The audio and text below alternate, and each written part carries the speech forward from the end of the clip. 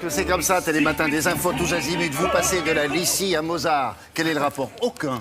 C'est comme ça, c'est l'actualité. On démarre avec Anna Reinhardt qui va vous parler d'œuvres classiques et l'une des plus célèbres de l'histoire, la flûte enchantée de Monsieur Mozart. Il existe plusieurs versions de cette œuvre, mais celle qui est en ce moment proposée à Paris est tout à fait, comment dit-on, originale, particulière. Oui, particulière. Elle est vraiment particulière pour une raison assez simple. C'est que c'est une des œuvres musicales les plus jouées au monde avec le Carmen de Bizet, la flûte enchantée. En général, on a l'habitude d'en donner les représentations dans les plus grands opéras, les plus grands théâtres, vraiment dans les plus grandes maisons de musique. Or, Mozart et son fidèle ami et librettiste Schikaneder l'avaient conçu pour une production toute différente. Ils avaient pensé ça pour des petits théâtre, des choses qui rapprochaient le public de l'art lyrique, etc. Et c'est cette version originale plus intimiste que vous propose de retrouver Jean-Philippe Daguerre, le metteur en scène au Théâtre des Variétés à Paris jusqu'au 12 juillet. Et c'est vraiment très intéressant parce qu'il offre une proximité avec les chanteurs lyriques qu'on n'a jamais, avec les musiciens aussi. D'ailleurs, les musiciens sont sur scène, intégrés à la mise en scène. C'est pour la même raison de proximité et de compréhension que les textes parlés, puisque c'est une œuvre mi-parlée, mi-chantée, les textes parlés seront en français, sont en français, et ce qui n'empêche pas évidemment de retrouver les grands airs mythiques comme celui de La Reine de la Nuit dans la langue d'origine allemande. Enfin, c'était assez magnifique. On a retrouvé toute la petite bande en répétition au Théâtre des Variétés. Et vous allez voir que le casting réunit, la distribution, comme on dit au théâtre, réunit vraiment les plus... Vous êtes fiers de moi. Ça, vous aurez droit à une merguez grillée. Eh bien, je suis bien contente. Non, moi, c'est la peau du poulet que je veux. La peau du poulet? La peau du poulet. J'ai ça. Le fond de la casserole? Je On veux a tout. aussi. Voilà. Allons-y. Voilà, on va les voir. Ils sont très talentueux, vous allez voir.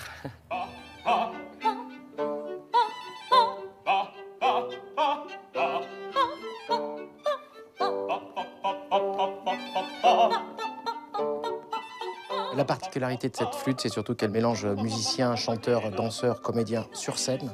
Et je dis bien sur scène, c'est parce que c'est la première fois que les musiciens jouent sur scène, sans partition.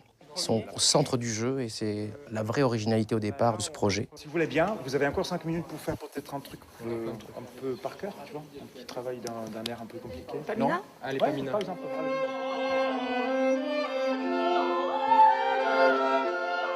Mozart, quand on lui a commandé la flûte enchantée, il y a eu ce côté faste, opéra, avec beaucoup de monde, etc., où l'important, c'est d'abord le chant et la musique.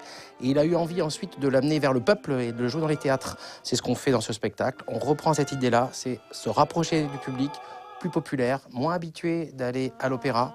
C'est une façon d'amener dans son salon l'opéra, un peu pour soi, une proximité, comme on accueille quelqu'un à manger. Il faut que tu viennes, tranquillement t'es sorti, dans Up, et tu viens te placer pendant les épreuves. Moi, j'ai eu la chance d'avoir des chanteurs extrêmement curieux du jeu théâtral et qui étaient tellement ravis de partager avec les vrais comédiens. Et chacun apporte à l'autre, transmet sa passion et son expérience. Donc du coup, je crois que les chanteurs sont très heureux d'avoir du temps pour travailler le jeu théâtral, la transmission du jeu, et également dans le chant, la façon d'ouvrir le chant et ne pas être obsédé que par le son et le rendu du chant en soi.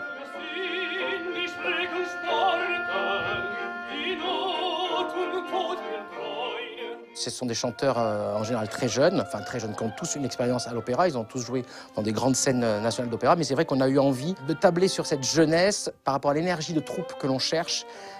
A priori, c'était plus facile pour nous de convaincre des gens de cette génération, autour de 30 ans, qui ont envie de découvrir cette expérience un peu de troupe. Puisque jouer 60 fois d'affilée dans un théâtre comme celui-ci, c'est vraiment une histoire de troupe, quoi.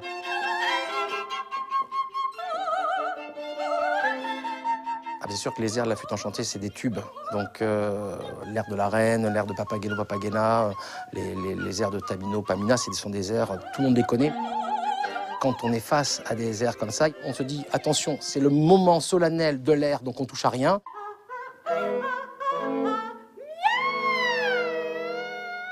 C'est vrai que moi, j'ai pris le parti, avec le chanteur, d'essayer de trouver à l'intérieur de l'air des endroits, un peu de fantaisie, pour tout d'un coup s'amuser à travers le mouvement et à travers les notes imposées par Mozart, trouver quelque chose d'un peu différent que de planter un chanteur pour chanter un air. On a essayé, en tout cas, ensemble, de trouver cette relation entre la fantaisie et le sacré.